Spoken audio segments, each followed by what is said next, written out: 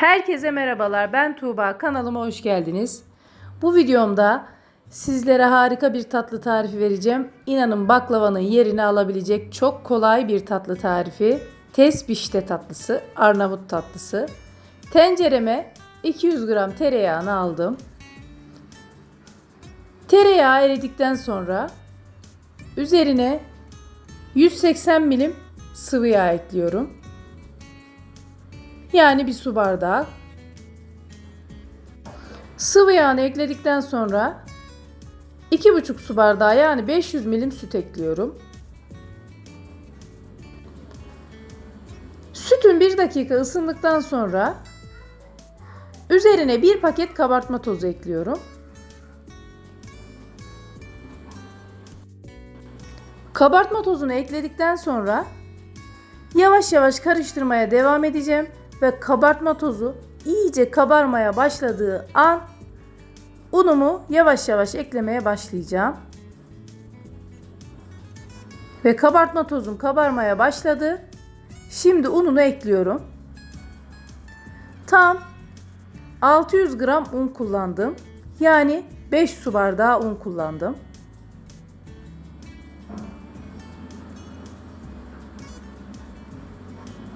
Unumu yavaş yavaş ekliyorum videoda gördüğünüz gibi. Özellikle önümüz bayram, bu tatlıyı mutlaka deneyin ve sevdiklerinize ikram edin. Son unumu da ekledim. Ve unumun tamamını ekledikten sonra ocağın altını kısıyorum ve kısık ateşte 15 dakika kaşığın tersiyle bu şekilde kavuruyorum.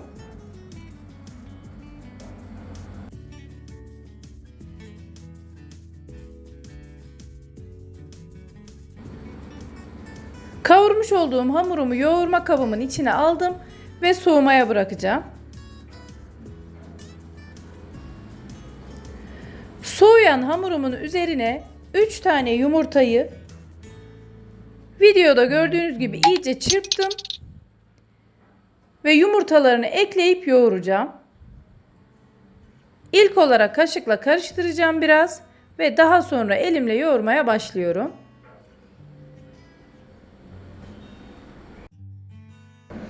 Hamurumu yoğurdum ve kıvamını sizlere gösteriyorum. Yuvarlak borcamıma ilk olarak hamurun yarısını koyacağım ve elimle düzelteceğim. Arasına ceviz serpip diğer yarısını koyacağım.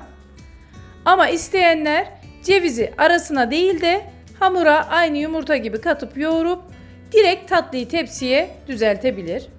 Ama ben arasına koymak istedim.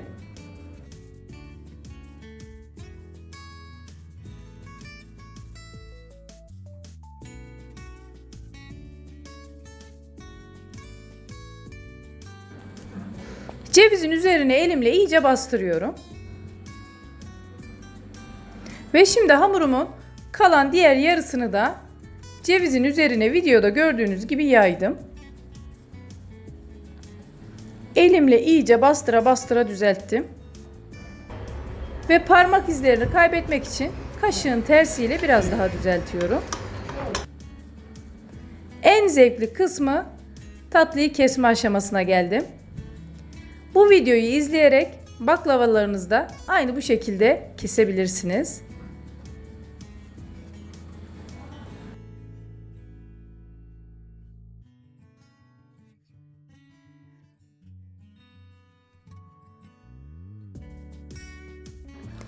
Videomu buraya kadar izleyenler yorum bölümüne yorum bırakırlarsa ve videolarımızı beğeniyorlarsa like atmayı, paylaşmayı unutmayın lütfen. Kanalımızı daha iyi yerlerde görmek istiyorsanız bu sizlerin sayesinde olacak. Son kısmı da kesiyorum.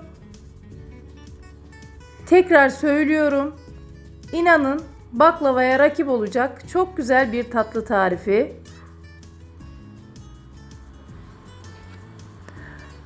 Eğer Arnavutlar da bu videomu izlerlerse, yorum yazarlarsa çok sevinirim. Onların tatlısını güzel yapmış mıyım, yapmamış mıyım?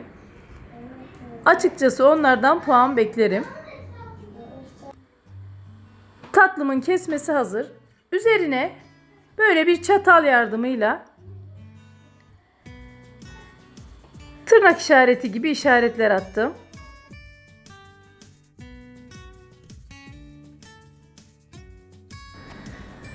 Tatlım pişmeye hazır. 170 derece önceden ısıttığım fırında yaklaşık 50 dakika pişireceğim. Ve tatlım pişerken ben de şerbetini hazırlamaya başlayacağım. Şerbetim için tencereye 2,5 su bardağı toz şekeri alıyorum. Tam 430 gram toz şeker kullandım. Ve üzerine 400 milim su ekliyorum. Yani 2 su bardağı. 2,5 su bardağı toz şekere 2 su bardağı su. Ocağa aldım. Şeker eriyene kadar karıştıracağım ve daha sonra kaynamasını bekleyeceğim.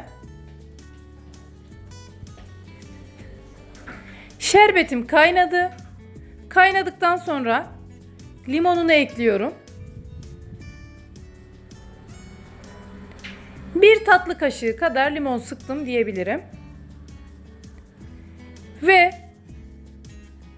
orta ateşte bir 10 dakika kaynadıktan sonra ocağın altını kapatacağım. Ocağın altını kapattıktan sonra şerbetimin üzerine 1 paket vanilya ekliyorum. Vanilyayı da iyice karıştırdıktan sonra şerbetim hazır. Tatlım piştikten sonra sıcak tatlıya sıcak şerbet dökeceğim. Ve test pişti, tatlım pişti. Şu görüntü zaten benim konuşmama gerek bırakmıyor. Tepsiyi birkaç kere böyle sallıyorum. Kesmiş olduğum yerlerden bıçakla hafif geçiyorum. Tatlım fırından çıktıktan bir 2 dakika sonra sıcak şerbeti üzerine döküyorum. Her yerine gelecek şekilde tatlımı döktüm. Tatlısını iyice çekip soğuduktan sonra servis edeceğim.